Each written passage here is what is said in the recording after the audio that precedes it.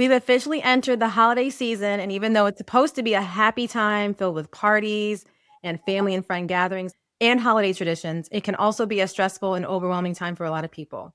With everything going on in the US and other parts of the world, some of us are feeling frustrated about the economy and the increased cost of living. Groceries and rent are sky high. There's also concern about the job market and how this recent government shutdown is causing a ripple effect felt by everyone. And then also, we are divided politically. So there is a lot going on. Things are very tense, and some of you may be dreading that holiday trip home or feeling anxious about the topics that could surface at happy hour or the dinner table debates that might ultimately end already strained relationships, especially if your views are different from those who are sitting across from you. Or you just might have long-standing tension in some of these relationships that you're trying to figure out. And maybe you're trying to avoid that uncle who triggers you or that sister who always has something crazy to say. So hopefully today's topic will help you navigate these situations.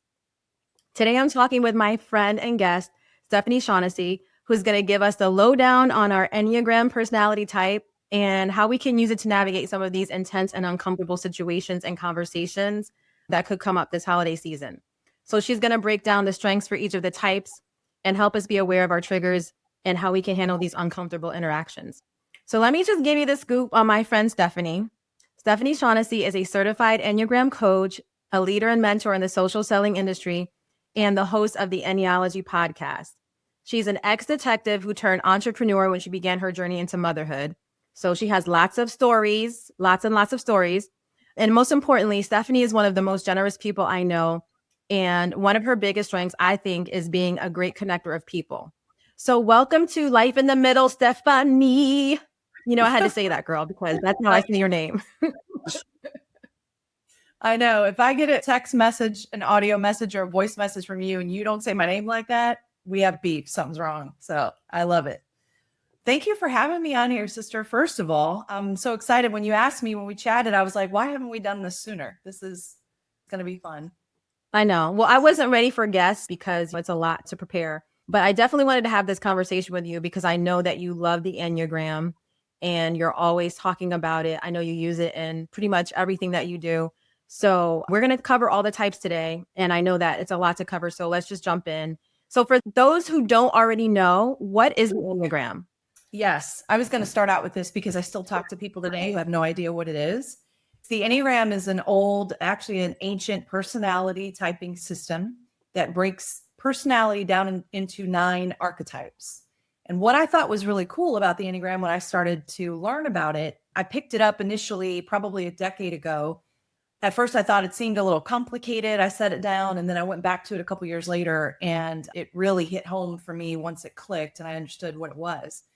Most personality typing systems like Myers-Briggs or Strengths Finders, or there's all kinds of them out there, and they're all useful. You'll walk away from each one of them kind of having an idea of who you are, right? Like your personality.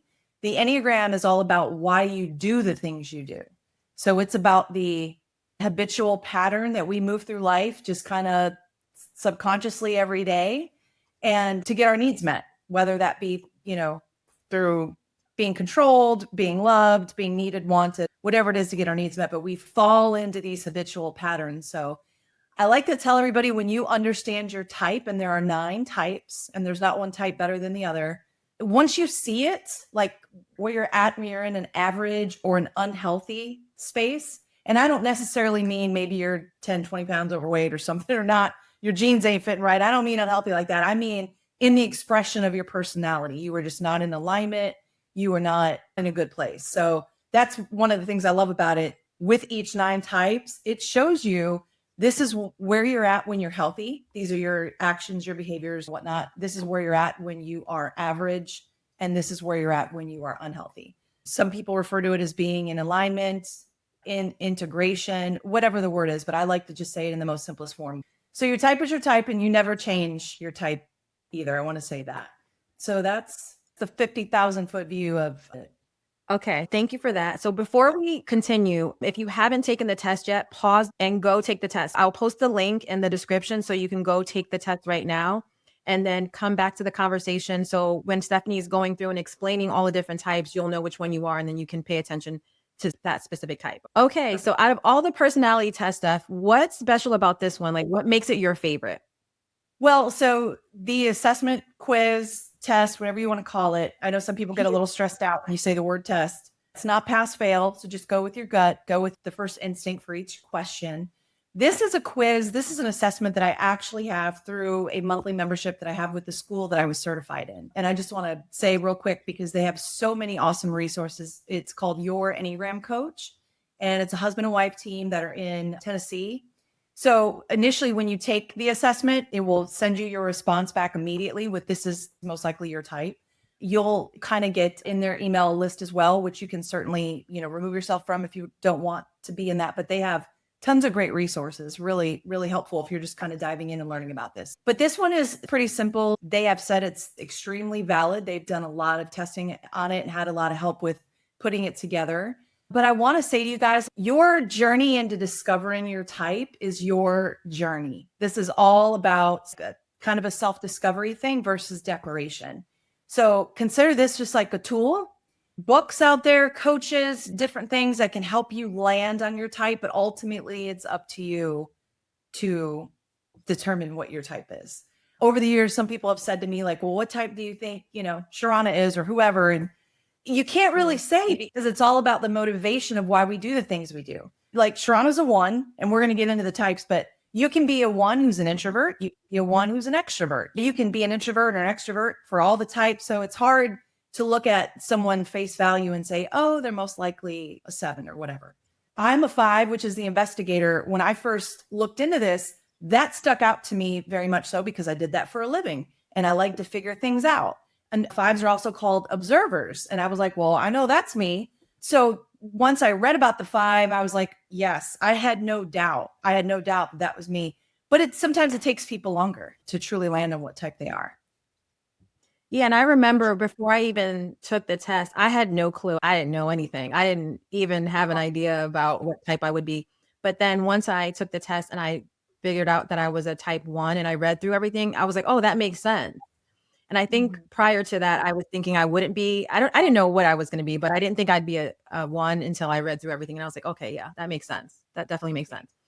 Okay, so let's go through, because I know we're going to cover all 9 and talk about each one. Okay, so let's start with type 1. What are the characteristics of an Enneagram 1? So 1s traditionally are called perfectionists, which some people, aren't great with that word. But Ian Cron, who's somebody I love to follow in the Enneagram world, his book, by the way, The Road Back to You, if you're just learning about the Enneagram, I tell everybody start with that book. He loves to refer to 1s as improvers. And I love that word for 1s. I'm married to a 1. Sharana and I have been friends for years. She's a 1. I have another very dear friend of mine who's a 1. I love 1s because they just keep this world moving. 1s are people who can walk into a room and see what needs to be fixed. They can see what can be improved on. They're very process oriented. They're idealists. These are your moral compass friends. I've called Sharana several times over the years. And I tell her, I preface it with, I'm probably not like to hear what you're going to tell me or the answer to this, but I know you're going to tell me the right thing to do. And that's what 1s are. They move through the world, leading their life, walking as someone who is good, moral, ethical, who will do the right thing, transparent, things like that. So I worked with a lot of 1s in law enforcement. I see a lot of 1s who are teachers. They're just really good at processes and seeing how things can move along and helping you make improvements to things and systems and stuff like that. I'm very process oriented. I'm always like, what are the steps and what are we doing next? I'm very about that. I also think that, like what you said about the perfectionism, yes. But I like to say that I'm recovering. I'm more focused on excellence than perfectionism now. So that's what I like to say. But yeah, I think that's spot on about 1s. So what do you think are some of the trust patterns that would come up for a 1? Like things that would make us trigger or things that would stress us out? What are things we need to be aware of? Yeah. So with 1s are very self-disciplined people. They're very contained. And sometimes I tell my husband, I'm like, you're a little buttoned up. You need to relax, And with that comes wanting to control their environment and others, wanting to just do it their way. Sometimes my husband will say, because 1s can have a hard time delegating. So think about it at, the holidays, when you're doing things with family, and it can bring up old dynamics and it brings different relatives in the mix, maybe you don't see all the time, maybe elder relatives who are still talking to you like you're 10 years old, for a one, that can be hard to not have control like that, or to be criticized in any way, to feel like they're not doing something right. And on the flip side of that, maybe you're one who's doing everything that holiday season and you have resentment because you're the one doing it all. You know what I mean? So I think things like that, I would just say a good tip for the one would be like, just not to be afraid to delegate, not to be afraid to ask for help and let some of the load off your shoulders. Cause I think some of us, we don't even realize we take this load on ourselves during the holiday season. Yeah, I would agree. What about like a conflict? How do you think they should approach conflict? Or maybe they're in a situation with a family member and it's a little bit tense. How do you think that they could handle that so they can walk away from it feeling, you know, good about themselves? Yeah, so this is a great question. One of the things that the Enneagram offers that you have is you have this thing called wings, and think of it like wings of a bird. So if you look at the Enneagram symbol, the one is right in between the 9 and the 2. And this is really great for the one because ones repress their anger. It's not that they don't get angry, it's not that they can't flip a table, but for them, it comes up more like resentment, right? So Mhm. nines are peacemakers, and twos are your quintessential BFF. They're the givers, the helpers. So it's really great for ones just to kind of lean in. And if you're one, read about the 2 and the 9, and I'm going to cover them here too, but read about the two of them, not being afraid to have a conversation or lean into more of that peacemaker, not being afraid to open your mouth basically and just say, hey, this bothers me, or hey, can I delegate with this? Because I think where they struggle is they start to feel a lot of angst and resentment, like I said, because they repress a lot.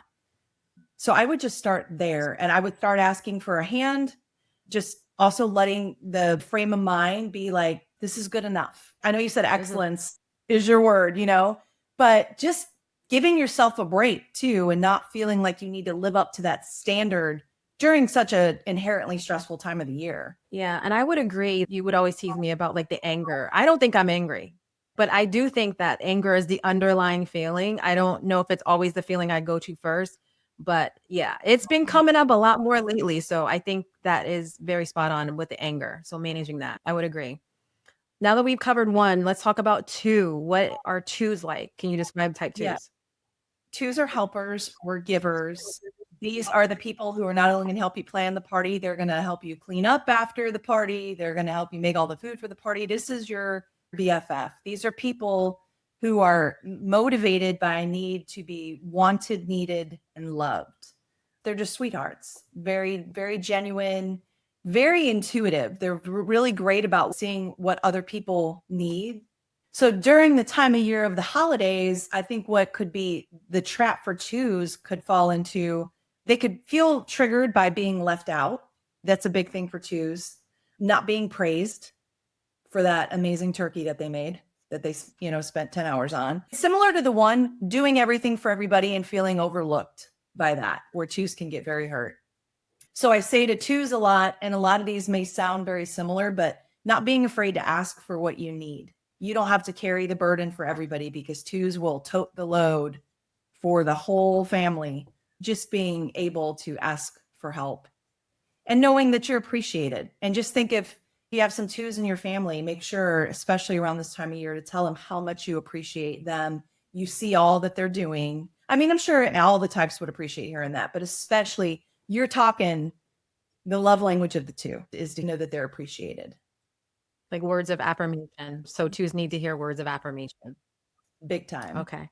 And Yeah. what about conflict? So how would a 2 handle a situation where maybe somebody's being combative or argumentative? How do you think that they could handle that? So one thing I didn't mention yet is there is a roadmap with the Enneagram. So when you find out about your type, not only do you have those wings you can go to, but it lays out for you a growth path and also a stress path.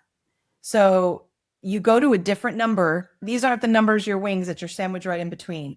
Your growth and your stress path are two different numbers, usually somewhere on the other side of the diagram from you. 2 stress to the 8, which is the challenger. Challengers love flipping tables. They're very comfortable with anger. They're very comfortable with confrontation. I think it's important for twos, especially, to be aware of when you have like a, what do you call those things? Not an Instapot. Maybe is that what it's called? An Instapot, where it's got the little valve on the top where you let the steam out, Oh, Twos like a need, crock pot, like a steam pot? yes, you know what I'm talking about. I can visualize it, but I can't think of the freaking name of it. But it's got a valve pressure release thing on the top. And sometimes Mhm. twos, because they love and they love and they do and do and do, when they don't get that in return, or when there's conflict and they can stress out to that low side of the eight, it's easy for them to be confrontational. And twos don't have an issue with anger. It's very different than ones. So I would just say, again, to mitigate that, like, just either remove yourself from the situation, maybe have more conversations, open it up. Like, twos are very genuine and they're very relational oriented people.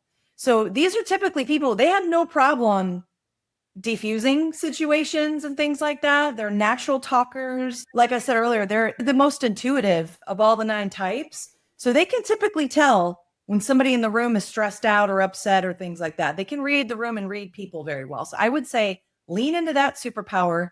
Be aware of the fact that when you get angry, you might have a tendency to really go there, and just try to, yeah, take a deep breath. Yes, like so before the pot boils, like, maybe read the room and assess the situation so it doesn't escalate to that level. That's pretty Yes. much what I hear you saying. Yeah, for Okay, sure. that sounds good. That's good for twos. All right. So threes. I feel like threes are the party people. Am I correct?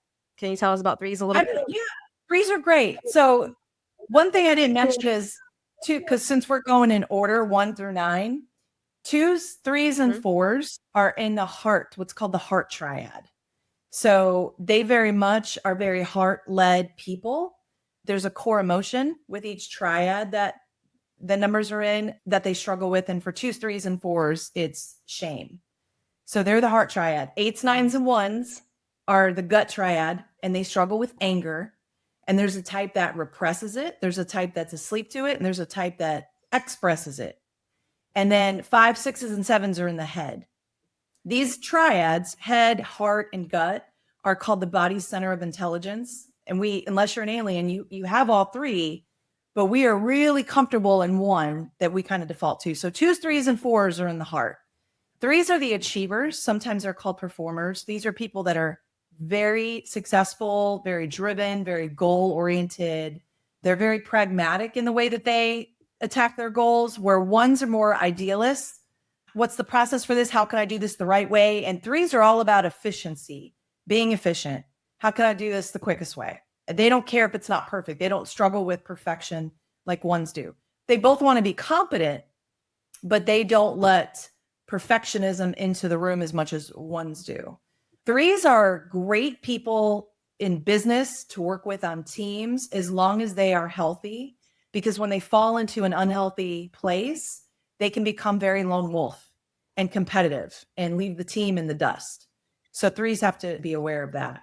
These are people that I usually see who are highly successful on social media because a lot of their life is led by their image and self-marketing, and they don't have a problem with that at all. And most of them are just naturally really good at it.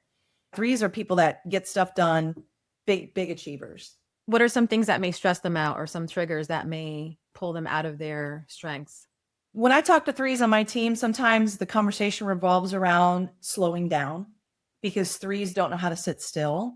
They are all about getting their to-do list done. They are all about checking off every goal. They are all about doing all the things, getting all the holiday photos in because they got to throw those up on social media.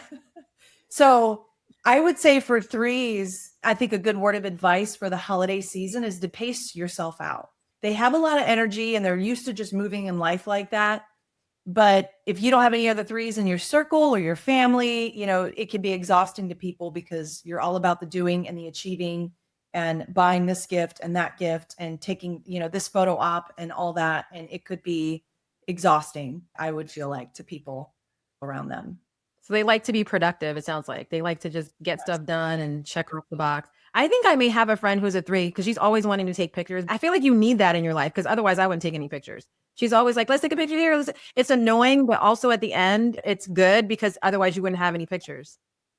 Hey, listen, I appreciate those friends that I have like that because same, Yeah. same.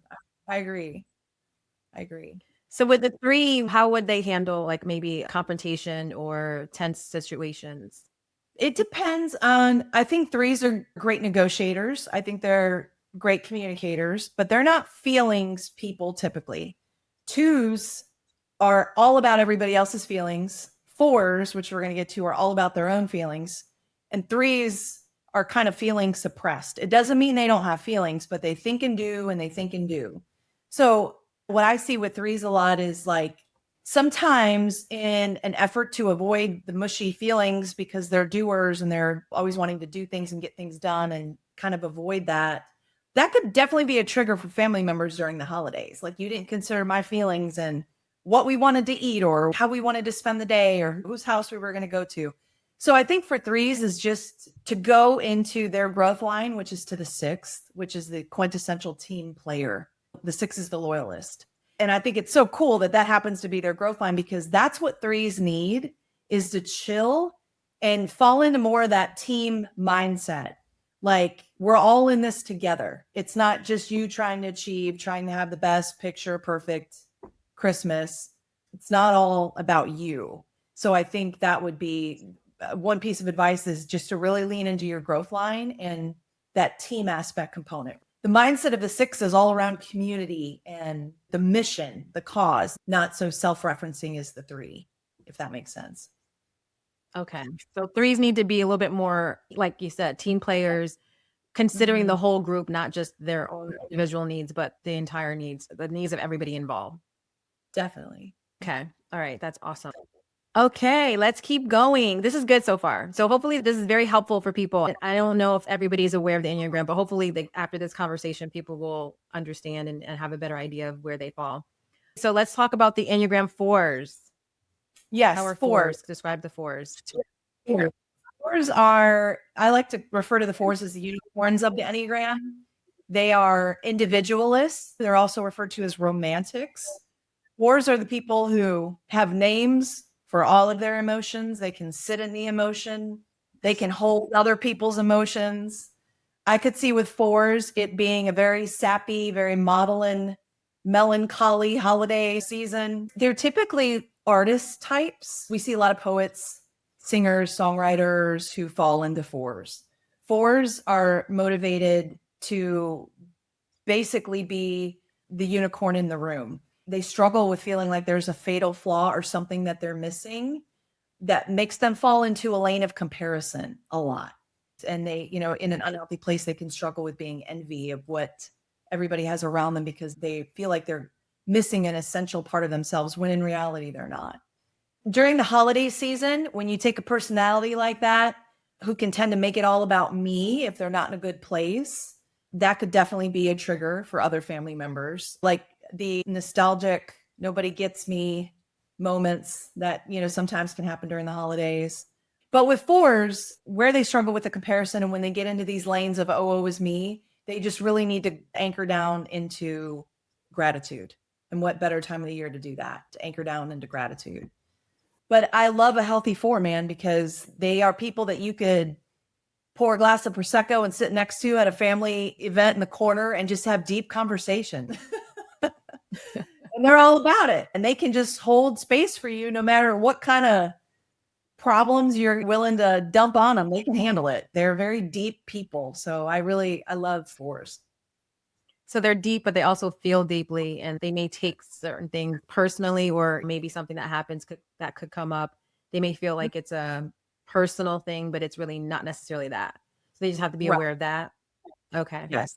And so how 100%. would they handle like a situation, maybe if there's conflict or disagreement? Because I feel like the holiday times are just, they're tense, man. Some people are like, I need a glass of wine before I enter into this conversation. Some people are, avoidant. So what do you think someone who feels deeply or who maybe is thinking that it's something that they did, how would they be able to kind of move through that type of situation? I would encourage fours to default to love, to default to gratitude. These are people, because they don't have problem accessing emotions. I think their superpower is to be able to look at their mom, the dad, the uncle, or whoever, and just say, listen, I love you. I want to hold space for you, but we're not going to do this here. You know what I mean? If it's a conflict or something like that, I think that they would be really great falling into kind of coaching in that role, because they're not afraid to go there emotionally, and they're great communicators. Yeah. Okay. So let's move on to 5. You are a But 5, Steph. So tell us about you. okay. Well, they're awesome. No, just kidding. Geez, 5. So we're moving into the headspace now, 5, 6s, and 7s. What's so interesting to me is that the 4 is the most emotional type of all the numbers, and the 5 is the least emotional type. And they're right next to each other. So I think that's really interesting. So I have a 4 wing. So a lot of the work I've been doing on myself with the Enneagram is leaning into that 4 wing, embracing all the emotions, the good, the bad, the ugly, instead of suppressing them and internalizing them, because I internalize a lot. The core emotion that the 3 in the headspace and the head triad struggle with is fear. So 5s internalize it, 6s externalize it, and 7s are kind of asleep to it, or they ignore it. And so that's where we go to, is in our head. So 5s are big overthinkers, overanalyze everything, typically called investigators or observers. These are people that are great problem solvers. They love to learn. 5s would probably prefer to be in a room full of books, in a library, in a corner somewhere, versus in a room full of people all day long. They get so much more out of knowledge and knowledge hoarding, if they're not in a good place, versus relationships. And I didn't mention this, Shauna, because I know there's so many layers to the Enneagram, but each of us have what's called a passion. When I say passion, like it's not something you're passionate about. Think of it like crime of passion. It's the crux of truly something that we struggle with that holds us back. Each type has a specific passion, and we can do another episode on that sometime if you want. But for the 5, it's avarice. And when I first looked at, I'm like, avarice, and essentially it means greed. And I don't know if you remember this, Shauna, but you and I had a conversation, and I was like, I'm not a greedy person. I'm like, I think I'm pretty generous. Like, I would never describe myself as greedy, but 5s are greedy with themselves. They're not greedy with, giving. 5s are the friends that will make themselves unavailable, not intentionally, not in an effort to hurt people or things like that, but they naturally can be hermits and naturally just default to that. That's what the avarice means for the 5. They're greedy with themselves. Everything with the 5 has to do with personal space and their social battery, how much that is going to take when they figure out their day, their plans, things like that. It's all about energy expenditure with 5s, all about it. So the holidays are stressful for 5s. I would agree with that because, like I said in the intro, you are one of the most generous people that I know. You're very giving, but girl, I be having to put out a APB on you. Like, girl, where you at? Because I don't know where you at. So yes, I agree. I know. I agree with that. You're like, you're there, but also you're like, hello, where are you? Where are you at, girl? So yeah, I would agree with that. Yeah, we can go into our own little world, and it's not that it's completely unhealthy to do that, but you can't stay there, right? Yeah. You can't stay there. So I know for me, one of the things I struggle with during holiday season is too many people, too much noise, not enough time to recharge my battery alone. And I know with my family, I have a big family on both sides, and a lot of family members coming and going, a lot of events and things like that. And it can definitely be draining. Yeah. So how do you like deal with conflict? How do you manage that? Like, I don't know about in your family, if there's like tense situations or, those conversations. We all have people in our family that we're just waiting for them to say the thing or do the thing. So how would a 5 respond to that? Or how could a 5 respond? 5s are very diplomatic. That's one of their superpowers. I think they're good mediators.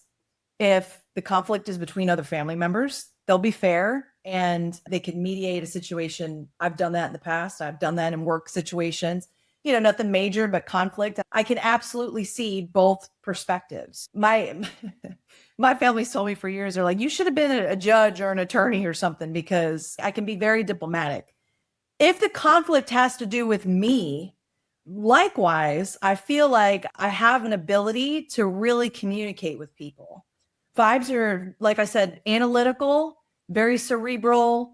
It's not that we don't have feelings. When I said we're the least emotional, trust me, we have feelings. Fives don't typically outwardly express their feelings. So, fives, I would just say, to have a conversation, talk it out, maybe remove yourself, give yourself some distance, because just being in the energy of that person or in the room for too long with that person, if there's conflict, is really going to drain you. Where other types may be like, whatever, and throw back another, glass of eggnog. Fives might need to just remove themselves from the situation and be like, I'm out. Love you all. See you next year. And sometimes it's just best to, agree to disagree and move on. In that moment when it gets heated, it's like we just need to take a pause and check out for a second. So I would agree with that. Okay. Next is the six. So talk to us a little bit about the six. Sixes are loyalists. They are sometimes referred to as skeptics. These are your devil's advocate people, highly strategic, great problem solvers. There's a lot of similarities with fives and sixes. So I'm very strong in my six wing. I can relate to that a lot. Sixes are people that can see a problem 10 miles down the road before everybody else does. And that's a great power to have. However, if you are in an average space or you're not in a really healthy space, sometimes that superpower can kind of make you into this Chicken Little type thing where the sky's always falling. There's always the proverbial gray cloud over my head. And then you're just calling shit into your universe left and right because you're just waiting for the bottom to fall out. Six has got to be aware of that, like just not getting into that negative mindset. But they're great on a team. These are people who are down for the cause. They're all about the mission. I worked with a lot of sixes in law enforcement. I worked in the nonprofit space for years too. I know there was a ton of sixes in that. They're very selfless. They're very giving, but it's all about community. It's all about the cause. So awesome, awesome people. I have a lot of sixes in my family, actually. How are sixes with stress? What's their trigger? Sixes during the holiday time, I think a big thing that's going to come up for them is going to be logistics. Whose house do we have to go to? How far is that going to be? What's the weather going to be like? Fives do this a lot too. But logistics, seeing problems that come up, maybe anticipating problems if certain people show up or things like that, because their mind just naturally goes to scanning the environment for what can go wrong. There's a whole lot that can go wrong during the holiday season, a whole lot. That is true. I just thought I had this, I just thought about like the doomsday preppers. I wonder if a lot of doomsday preppers are sixes, like preparing for the world to end and everything like that. Yeah, that's what I thought of. So how would they deal with like maybe conflict or a tense situation?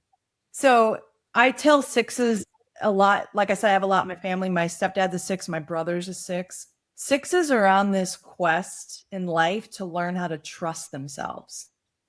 They routinely default to authority figures or people of authority around them because they just don't trust themselves. Like my brother, he's 45. He'll call me, and I'm like, just trust yourself. A lot of times things he's asked me over the years, I'm like, well, what do you want to do? What do you think you should do? I just empower him a lot to make that decision for himself because sixes can easily fall into that.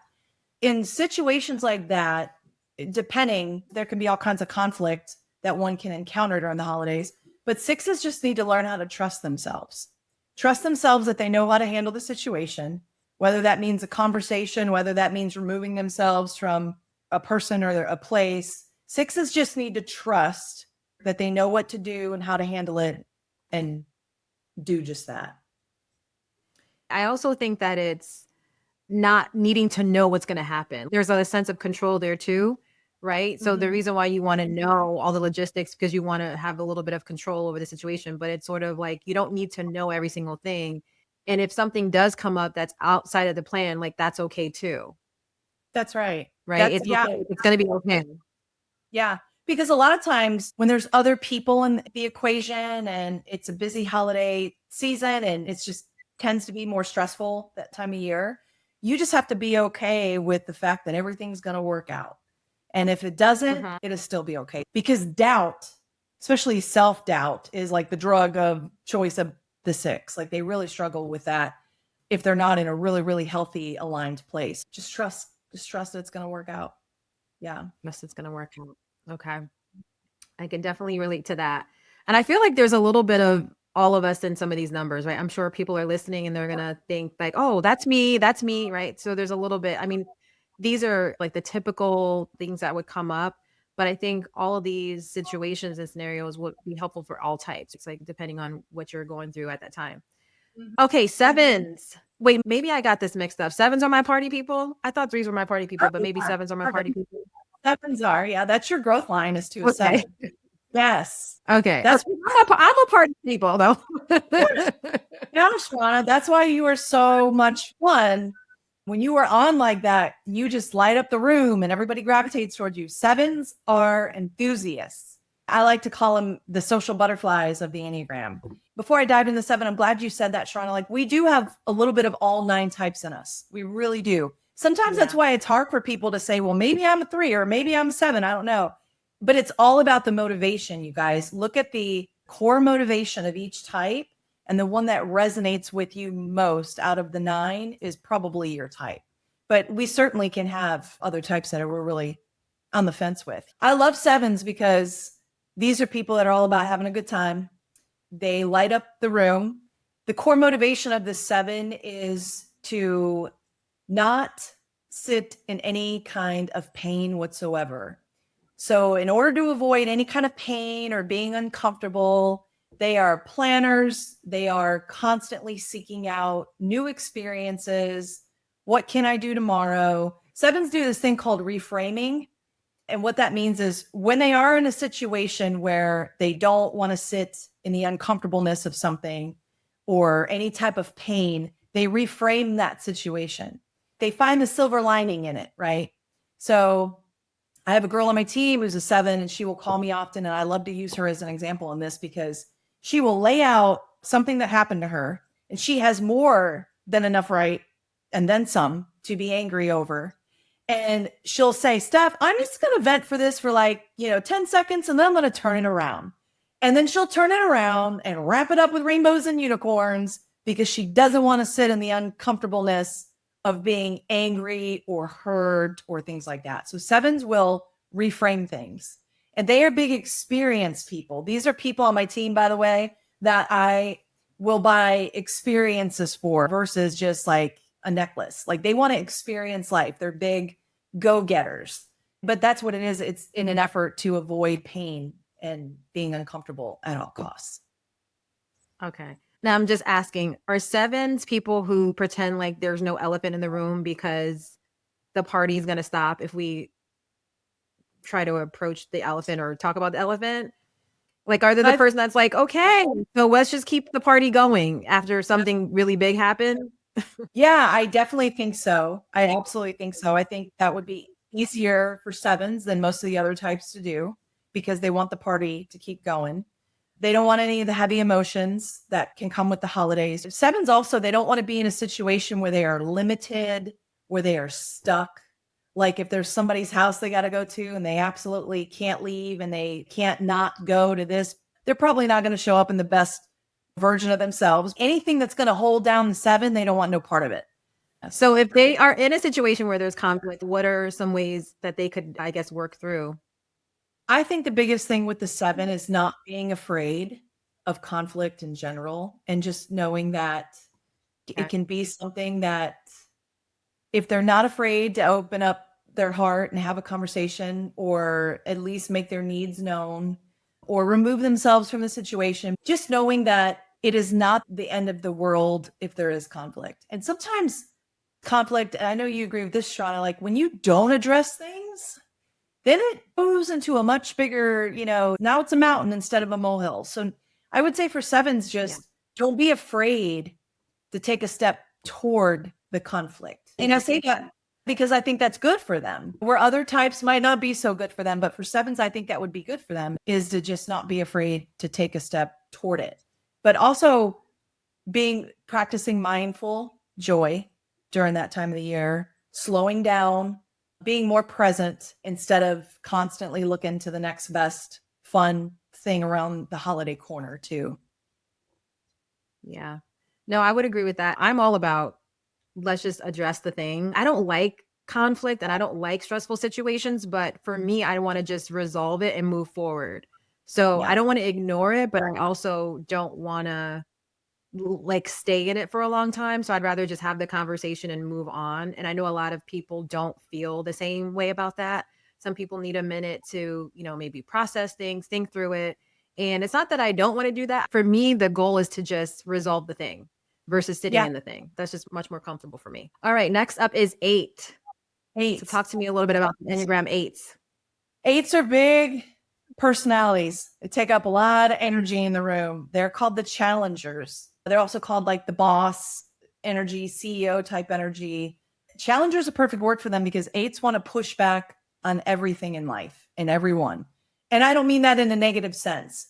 They just naturally push back on things because the unconscious motivation of the eight is to not be vulnerable, to not be controlled in any way. What I love about eights is what you see is what you get. I heard an Enneagram coach say about eights, they are the types that are hated for being themselves, simply being themselves more than any other type, where all the rest of us will use a mask or certain coping mechanisms or different things to maybe not put ourselves or express ourselves fully. Where with eights, what you see is what you get. That is who they are. There's no mask there. Eights are just straight shooters. And they're very intense personalities. They typically have more energy than any of the other types. They're big doers. They're great at getting stuff done. They just dive into stuff and tackle things. But they're triggered by feeling like they're trying to be controlled or disrespected. They don't like being in a situation where they're powerless or where they're vulnerable.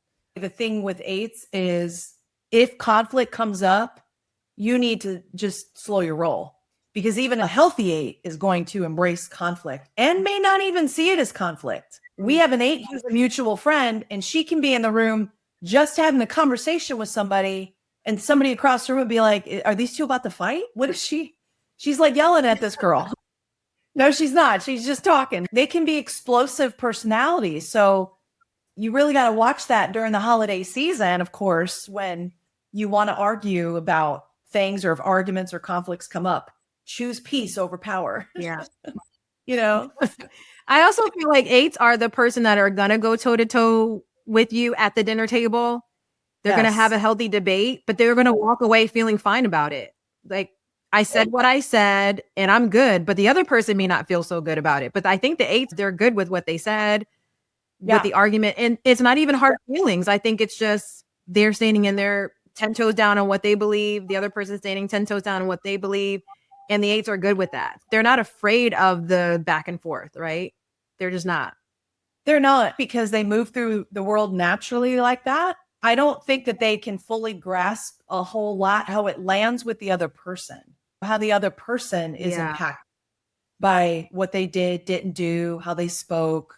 I've had conversations with eights who are like, it doesn't even occur to them that something was said out of line Right. in a conversation that my brain's still going about 2 weeks later, and I'll say, hey, by the way, you said this, and it's like, oh, poor choice of words, but this is what I meant. Sometimes they come off as abrasive or matter of fact, or they have a strong delivery. But healthy eights, especially, that is just their expression. That's why that one coach, when he said, they're typically the only type, if they're disliked, it's because of just who they are. My son is an eight, and my son just turned 13. And now there's a lot of that comes with just being a boy and comes with being a preteen and all the emotions and big feelings. Mm-hmm. But I understand it's really helped me as a parent because he will push back on things, not being disrespectful, but he has an answer for what I've just said to him. And I'm standing, not wanting an answer. I'm in a position where I'm like, I didn't need a response on that. He gives me a response. And my husband, who's a 1, who's all about doing the right thing, really interpreted a lot of his reaction to things and his response to things as disobedience. And so we had to have lots of family conversations about breaking it down of just how eights move. And eights and ones can definitely have power struggles because eights don't want to be controlled and ones want to do things the right way. There's a lot of righteousness there. So they both can double down on personal principles. Now, I ain't saying my 13-year-old's running the house. He's a kid. I'm just using that as an example of how it can help you in parenting when you're aware of why they're reacting or saying certain things. They got to temper it down a little bit. And I can see that. I think with eights, another thing I notice is they're not rules people. They're just like, why is there a rule?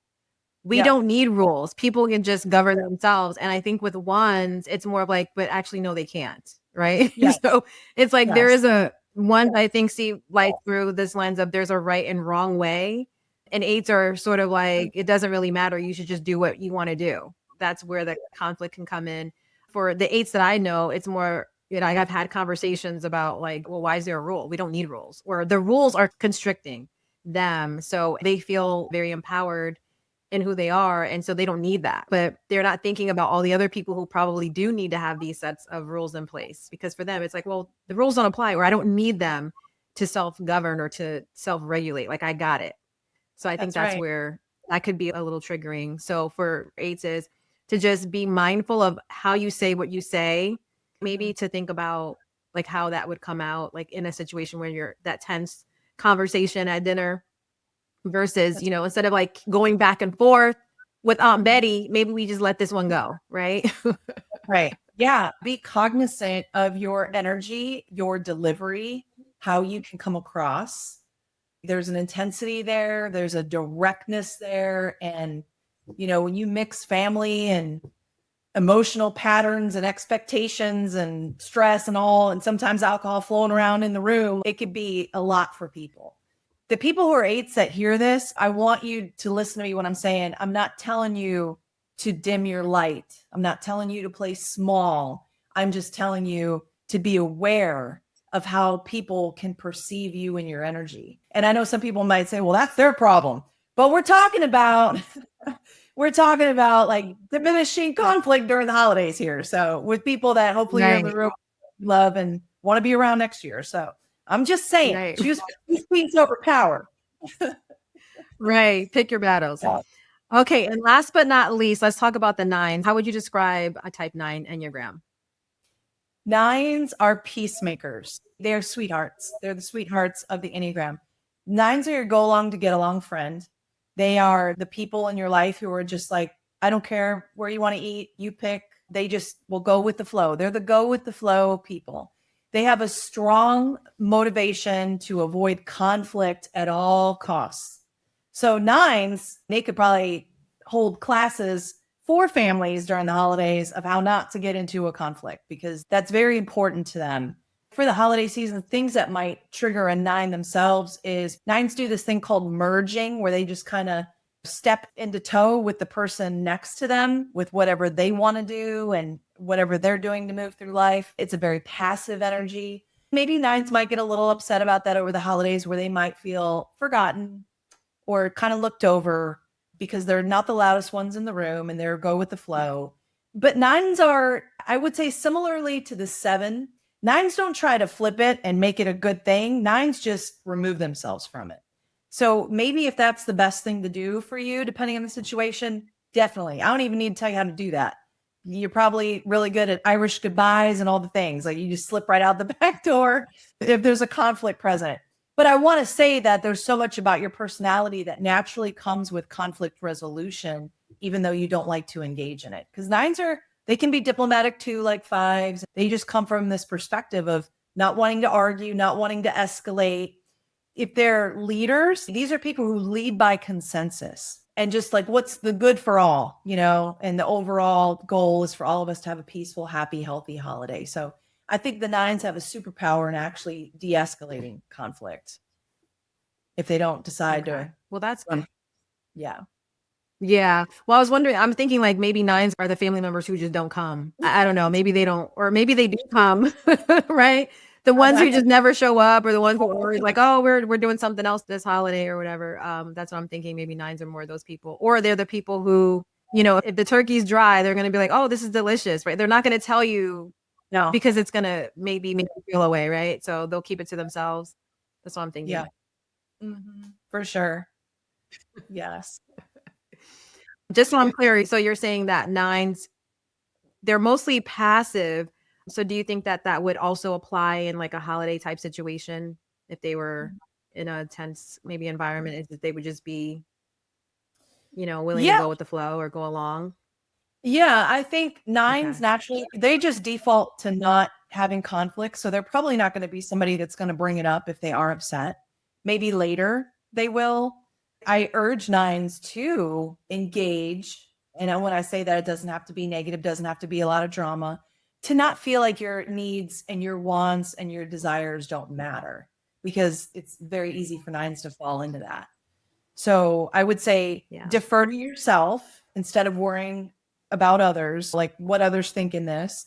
And I think part of their superpower is conflict resolution, just because of their nature and the way that they move through life. I think they're really good at that.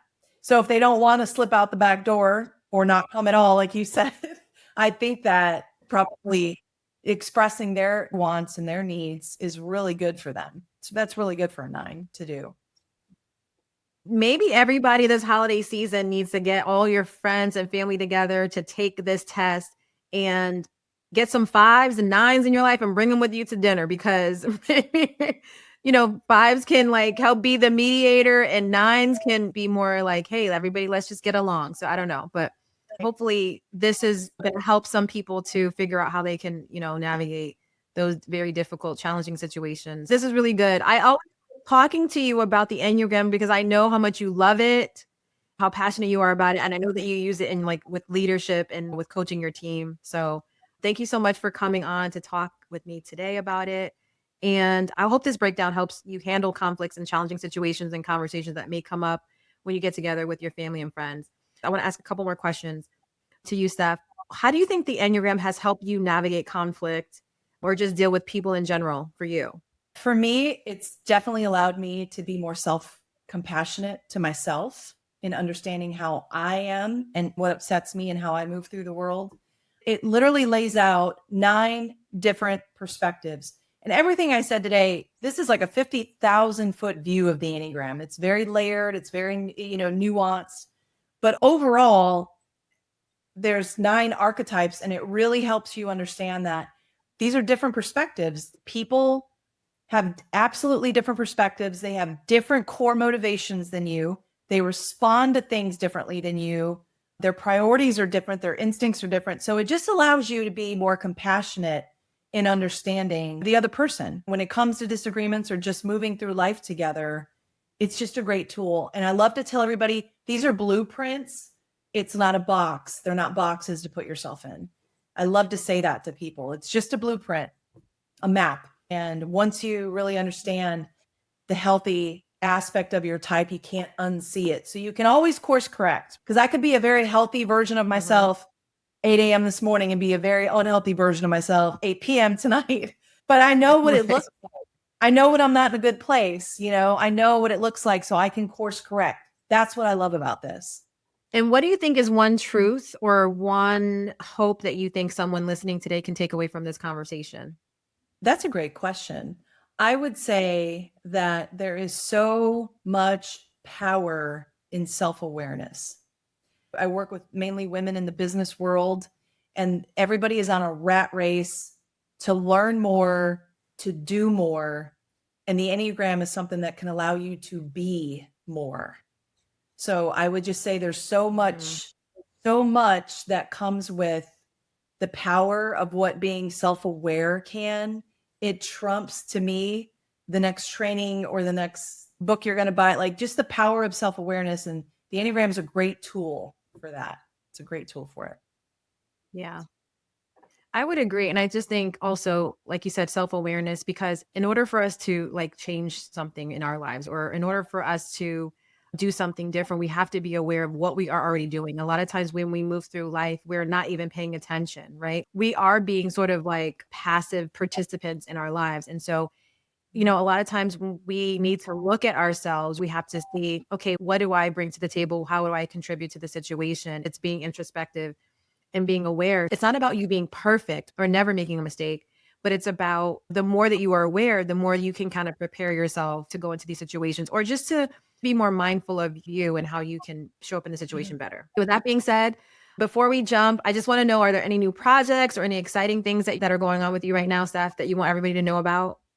Yeah, I appreciate you asking that. I'm doing a course on the Enneagram, and I get this a lot from people. It's like, how can I learn about it? I work with several different teams in what I do, and I just think it would be a great tool for people to have. It's going to be everything the Enneagram way deeper than what I covered today, because just for time's sake, I mean, I've done 6-hour, 2-day workshops on this stuff, but it will be mainly focused around teams and conflict resolution, leadership, things like that.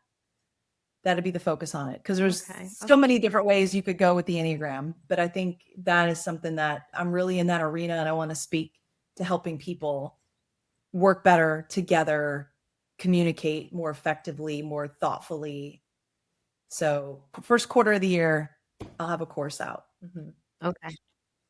Okay, so we'll put the link in the description so people can join your wait list or get on your email list so that they can be aware when you drop that course. And I know it's going to be amazing.